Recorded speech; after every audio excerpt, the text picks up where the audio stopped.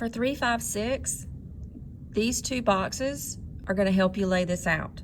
This is your title block, okay? So if you offset down 3 11/16, or the same exact thing is if you midpoint, midpoint. That's going to give you your center line. That's this line right here.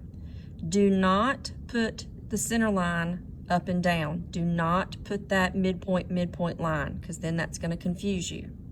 So all you need is this center line through the middle.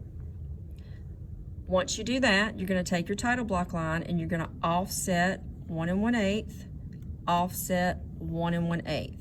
That's going to give you the end of the part on both ends. Then offset 1 1/4, 2, 2 1/2, 1 1/4, 2, 2 1/2.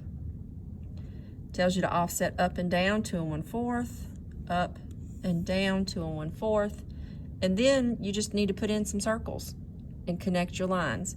This is a 1, that is a 1, so this would be a 1-inch diameter circle here and a 1-inch diameter circle there. That is a 1 radius, so a 1-inch radius circle, 1-inch radius circle. And then you trim off what you don't want. Now you do have a diameter, a 1 1/2 diameter here, and a 1 1/4 radius.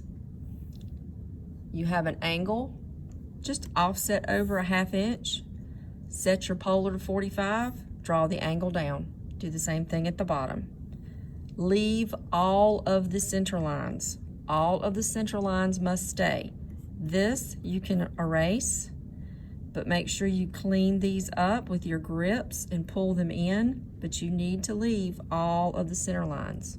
Make sure everything that is an object is on the object layer and all the center lines are on the center layer.